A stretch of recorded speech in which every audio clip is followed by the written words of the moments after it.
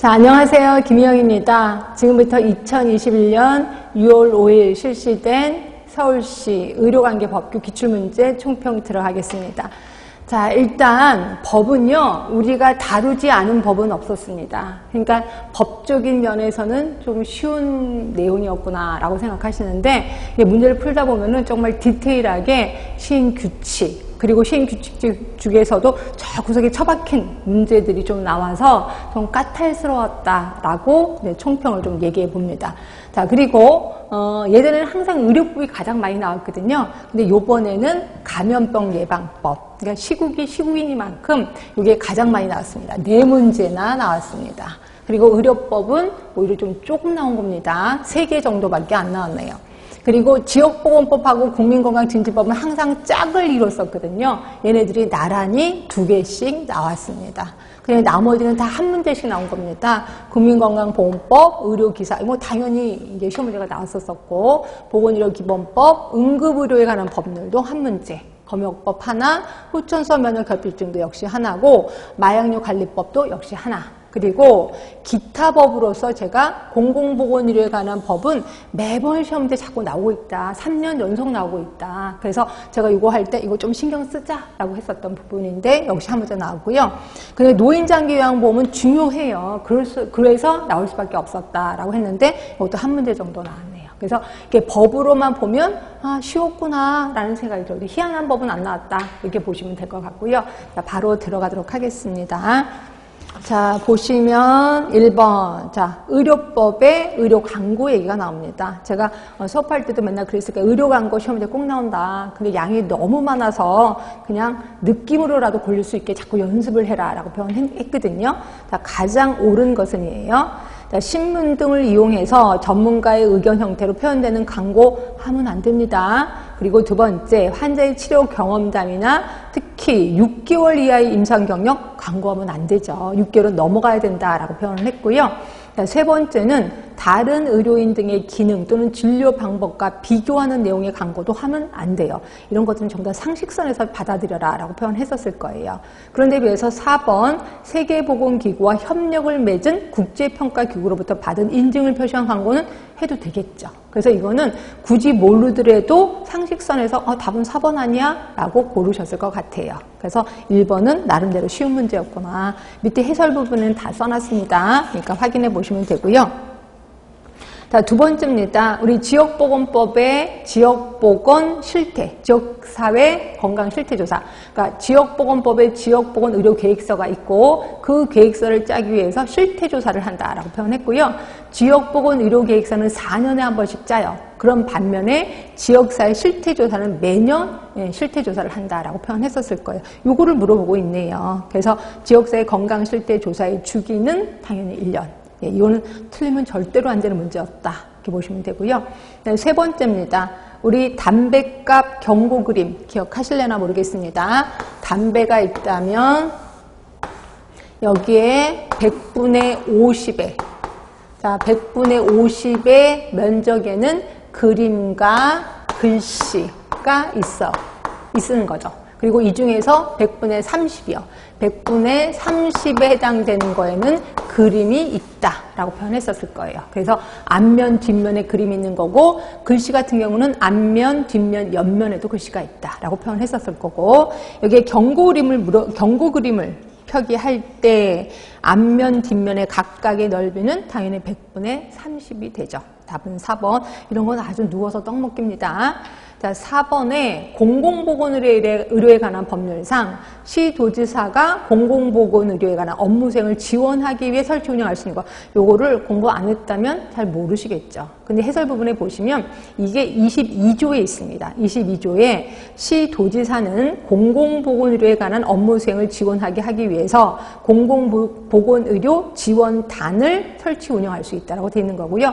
요게 답이 공공보건의료 지원단입니다. 답은 1번. 그래서 이거는 뭐 나름대로 공부하신 분은 답은 썼었겠지만 나 이거 공부 안 했어 라고 하면 그냥 뭐 운명에 맡기실 수밖에 없는 문제였었죠. 그래서 이제 5번입니다. 자, 이거 당연히 나올 게 나왔습니다. 감염병, 특히 법정 감염병 몇 급이냐 이거죠. 자, 보시면 전파 가능성을 고려해서 발생 또는 유행 시 24시간 이내에 신고해야 하는 거 뭐예요? 딱 보는 순간 2급 생각이 나셔야 되고요. 그럼 2급에 해당되는 건 당연히 100일이겠죠. 우리 심심하니까 한번 보기는 할게요. 파상풍 몇 급? 3급입니다. 일본내염 몇 급? 3급. 또 하나 디프테리아는 무조건 1급. 그러니까 답은 2번밖에 없습니다. 답은 2번. 자, 6번. 자, 의료기사 등에 관한 법률에서 자격정지, 그러니까 자격정지가 있고 면허 취소가 있었습니다. 이 중에서 자격정지 요건에 해당되는 것은 이것도 뭐 공부는 기본으로 하셔야 되는 것들이기 때문에 다른 사람에게 면허를 대여했어요. 면허 취소입니다. 면허 취소. 3회 이상 면허 효력 정지 처분을 받았어. 그럼 그 자리에서 면허 취소예요. 자, 개설 등록을 하지 아니하고 치과기공소를 개설 운영했어. 요게 자격정지죠.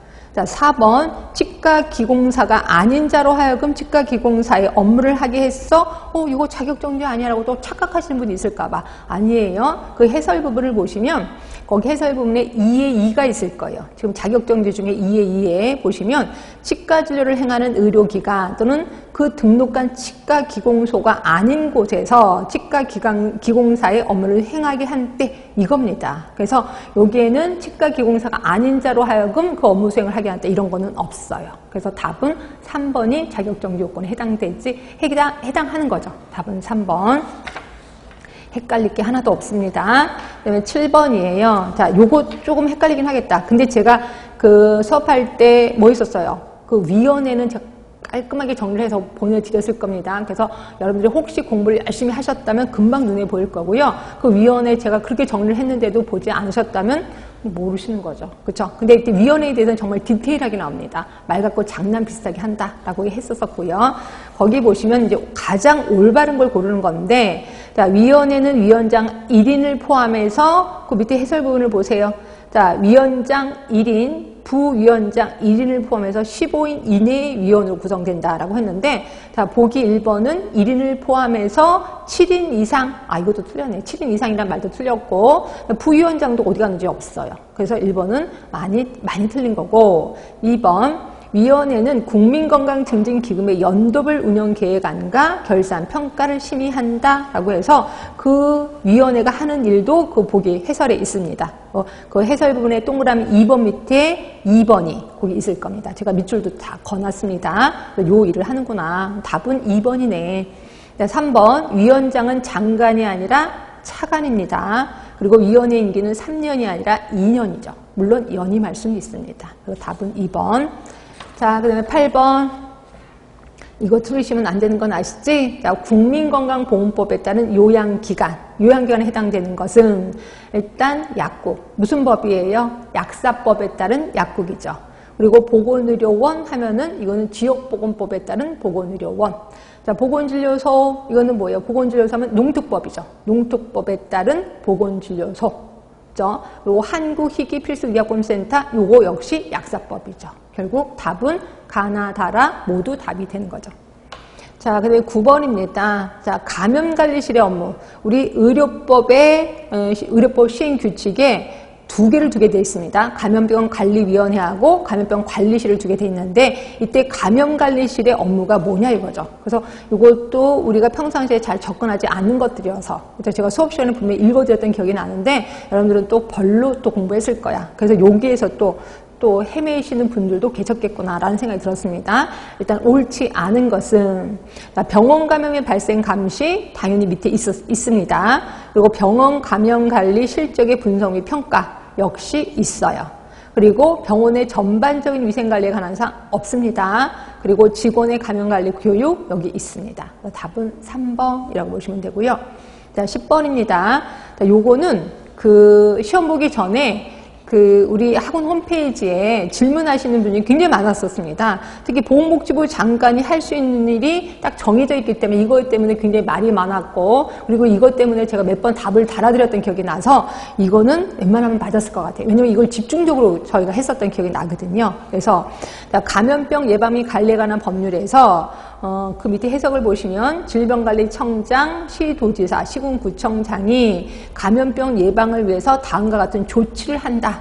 그런데 이 중에서 보건복지부 장관은 2호의 2 또 2호의 4까지, 그 다음에 12호, 12호의 2는 보건복지부 장관이 할 수 있다라고 되어 있는 거예요. 이걸 물어본 거예요. 그래서 보시면 보건복지부 장관이 감염병 예방을 위해서 할 수 있는 조치로 가장 올바른 것은 이렇게 돼 있고 밑에 줄은 다 쳐놨습니다. 이 중에서 보시면 감염병 유행 기간 중 의료기관 병상, 연수원, 숙박시설 등 시설을 동원하는 것, 이게 어디 있냐면 그 밑에 12호에 있어요. 12호에. 그래서 답은 2번이 되는 거죠. 2번. 자, 11번입니다. 자, 환자를 검역법입니다. 환자를 격리할 때 격리 사실을 이제 알려야 돼요. 근데 알리는데 격리 당하는 사람이 누구한테 알려주세요. 제가 격리 당했다는 걸 우리 엄마한테 알려주세요. 라고 하면 그 엄마한테 알려줄 의무가 있는 사람이 누구냐 이거죠. 당연히 검역소장입니다. 그래서 해설 부분을 보시면 검역소장은 환자 등을 격리할 때 격리 사실을 격리 대상자의 가족 또는 보호자 또는 격리 대상자가 지정한 사람에게 알려야 한다라고 되어 있습니다. 그래서 답은 1번 검역소장이 되는 거고요. 12번입니다. 노인장기요양보험법상 장기요양보험사업의 보험자요. 이걸 혹시 또 보건복지부 장관이라고 또 헷갈렸을래나? 아니에요. 보건복지부 장관은 그 노인장기요양보험 사업을 관장하는 사람이고요. 그리고 보험자는 똑같아요. 건강보험자랑 똑같습니다. 누구냐면 공단이겠죠. 그래서 답은 국민건강보험공단이 보험자가 되는 거고요. 그럼 피보험자는요? 피보험자는 뭐랑 똑같아요? 건강보험 피보험자랑 똑같다라고 표현을 했었을 겁니다. 답은 3번. 자, 13번입니다. 감염병 예방 및 관리에 관한 법률에서 지자체가 감염병 예방 및 관리를 위해서 수행하여야 하는 사업에 해당하지 않는 것. 그래서 이것도 저희가 우리 수업할 때 굉장히 이렇게 계속 신경을 썼었던 거예요. 왜냐하면 이게 감염병 이번에 시국이 이렇다 보니까 이런 거에 좀 신경을 쓸 거다라고 했었던 거고 그게 이제 문제가 나왔던 겁니다. 해당하지 않는 거고요. 밑에 해설 부분을 보시면 보이실 겁니다. 감염병의 예방 및 방역 대책 밑에 보이시죠? 동그라미 2번 밑에 1번 보이실 거고 감염병 병원체 약제 내성 감시 그래서 거기에 7번에 7호에 보이실 겁니다. 그 다음에 병원체 보유자에 대한 지속적 감시 이런 건 없었었고요. 그래서 답은 3번, 4번 한센병의 예방 진료 그게 13호에 있습니다. 그래서 답은 3번. 그래서 제가 이거 수업할 때 뜬금없이 한센병 얘기가 나옵니다. 이런 얘기도 했던 기억도 나긴 합니다. 14번. 자, 마약류 관리에 관한 법률에서 보기의 위반 행위에 대한 벌칙. 그래서 이 벌칙은 시험 문제가 꼭 한 번씩은 나온다. 근데 그 많은 벌칙을 다 외우기 진짜 힘들다. 이러면서 제가 냈던 그 문제집에도 거기는 벌칙만 다 정리해놨으니까 그걸 좀 봐라라고 했는데 이거를 좀 힘들어 하시는 분들도 계실 거예요. 근데 저 같아도 힘들 것 같아. 그 많은 법칙을 다 어떻게 외워요. 그렇죠? 하여튼 벌칙으로 가장 옳은 것은 그래서 이거는 대마초를 제조하거나 매매 또는 매매에 알선을 한 자 또는 그러할 목적으로 대마를 소유한 자 하면은 1년 이상의 유기징역이에요. 답은 1번인 거고 해설 부분을 써놨으니까 참조하시면 될 것 같긴 해요. 자, 그 다음에 15번. 자, 역시 후천서 면역협증 예방법상 의사, 의료기관 등의 신고에 대한 설명. 이거는 워낙 그 법에서는 되게 중요한 내용이어서 자, 의사는 감염인을 진단했어요. 그러면 누구에게 신고할까요? 보건소장에 신고합니다. 얼마나? 네, 24시간 이내에 신고를 하는 거죠. 근데 여기는 다 틀렸어요. 질병관리청장이라고 했고 7일이라고 했으니까 다 틀렸구나. 자, 2번입니다. 혈액제제에 대한 검사에 의해서 감염인을 발견한 사람은 혈액제제에 대해서는 보건소장 아닙니다. 질병관리청장이고 역시 시간은 24시간. 네, 그래서 이것도 틀린 거고. 자, 3번. 감염인이 사망했어요. 그럼 보건소장이 합니다. 24시간 이내에 하지요. 그래서 답은 3번이 맞는 거고요.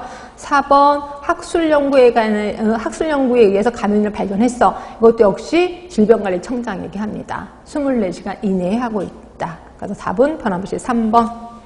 자, 16번입니다. 우리 응급의료에 관한 법률 중에서 응급의료 기관 있는 건 아실 거예요. 이것도 한 번은 좀 써볼게요. 자, 맨 위에가 중앙응급의료센터. 그다음에 그 밑에가 권역응급의료센터. 그 다음에 전문응급의료센터. 응급의료센터입니다. 그리고 권역 전문. 그 다음이 지역응급의료센터. 마지막이 또 지역 응급의료기관이라고 표현했고요. 응급의료기관. 그래서 중앙응급센터는 의료기관이 맞긴 하지만 응급 환자를 진료하는 기능은 여기에 법적으로는 없다라고 표현했고요. 권역부터 환자 진료가 있는데 이때가 중증 응급 환자였어요. 중증 응급 환자에 대해서 진료를 볼 수가 있는 거고요. 그 다음에 전문은 뭐 전문적인 거니까 그 병에 대해서 뭐 소화, 화상, 독극물 이거에 대해서만 보는 거고, 그 다음에 일반 응급 환자는 여기서부터 보는 거죠. 일반 응급 환자에 대해서 진료는 여기 있다라고 보고, 이 문제는 이걸 물어보고 있어요. 중증 응급 환자예요. 그럼 당연히 권역 응급의료 센터겠구나라고 보시면 돼요. 자, 그래서 거기 보시면 보기에 중증 응급 환자 중심의 진료, 요거 하나만 갖고도 힌트가 되는 겁니다. 답은 2번인 거고요. 자, 17번입니다. 지역, 요게 제가 요 문제 보고 감탄을 했습니다. 야, 이런 걸 또 문제를 내시는구나 라고 해서 정말 깜짝 놀랐는데 저 같아도 이건 틀릴 것 같아요. 인구 30만 명 미만인 시의 보건소에 두어야 하는 최소 배치 기준에 포함되는 전문 인력은 이라고 되어 있는 거고요. 자, 밑에 거기 해설 부분 보세요. 해설 부분에 보시면 가운데에 인구 30만 명 미만인 시의 보건소에 의사 2명, 치과의사, 한의사 1명, 간호사 10명 쭉 있습니다. 쭉쭉 있고 여기에 안 둬도 되는 사람 보건의료 정보관리사요. 보건의료 정보관리사는 찍 안 두는 겁니다. 그리고 위생사는 뭐 2명 정도 있고 보건교육사 여기 있는 거고요. 또 안 둬도 되는 사람 응급구조사, 예, 거기는 없습니다. 그래서 요거에 대한 문제가 나와서 감탄을 했습니다. 그래서 보시면 보건의료 정보관리사 안 둬도 되는 겁니다. 언어재활사는 아예 없습니다. 그리고 응급구조사 역시 안 둬도 되는 거고 보건교육사는 1명을 둬야 된다라고 되어 있었거든요. 그래서 답은 4번입니다. 4번. 자, 그 다음에 18번입니다. 자, 의료법 시행규칙상 의료기관이 실시하는 가정간호의 범위. 자, 가정간호의 범위는 법적으로 그 밑에 해설 부분, 간호, 검치, 치치 및 운반, 투약, 주사 이런 것들이다라고 표현했고요. 거기 보시면 이송은 없습니다. 그래서 답은 1번인 거고 주사, 투약, 검치, 치치 및 운반은 다 있어요. 이것도 그렇게 어려운 건 아닙니다. 자, 19번. 자, 보건의료 기본법 시행 영상, 보건의료 정책 심의위원회. 자, 심의위원회, 그러니까 위원회가 2개가 나온 겁니다. 근데 원래 위원회가 한 2문제 정도 나오긴 해요. 자, 보건의료 정책 심의위원회에 포함되는 구성원으로 가장 옳은 것은, 그래서 이거는 수업 시간에 제가 또 연습을 했던 기억이 나는데, 일단 보시면 1번에 식품의약품안전처장입니다. 근데 여기 안전처 차장이라고 했으니까 틀린 거고요. 그 다음에 국가보훈처 차장, 네, 없습니다. 그리고 국무조정실 국무 2차장 없습니다. 그러나 교육부 차관은 있는 거죠. 그래서 답은 4번이라고 보시면 될 것 같고요. 자, 마지막 20번입니다. 자, 그 감염병 시행 영상, 감염병 예방에 필요한 소독을 해야 되는 시설. 이것도 우리 수업 시간에 굉장히 강조를 많이 했었던 기억이 나시는데, 일단 60명을 수용하는 유치원, 원래는 50명 이상이면 소독을 해야 될 의무가 있습니다. 그러니까 60명이니까 소독해야 돼. 답은 1번인가 봐 라고 보시면 되고요. 연면적 900제곱미터가 아니라 1000제곱미터의 학원이다 라고 표현했었을 거예요. 그리고 객석수는 250석이 아니라 300석 이상의 공연장이라고 했고, 연면적 200제곱미터가 아니라 300제곱미터인 식품 접객업소는 반드시 소독을 해야 된다라고 표현했어요. 그래서 그 수치를 우리 외우자라고 표현했고요. 그거를 묻는 문제가 나온 겁니다. 그래서 답은 1번이라고 보시면 되고요. 자, 어때요? 감탄할 만한 그 시행규칙의 구석에 처박힌 문제 좀 나왔죠? 그래서 이것도 뭐 이런 거 공부 뭐 대강은 아니지만 하여튼 귀찮은 거 안 외우고 이러면 그래도 불구하고 75점 이상은 받았을 겁니다. 그렇죠? 그래서 제가 알고 계시는 분은 90점 받았다고 이렇게 얘기를 하는데 그건 잘 맞은 겁니다. 이건 정말 공부를 열심히 하신 분이시고요. 그래서 디테일한 거, 아니 구석에 처박힌 거 다 제거하면 그래도 75점에서 80점 이상은 맞아야 된다라고 생각이 들었습니다. 자, 지금까지 총평 다 끝내겠습니다. 감사합니다.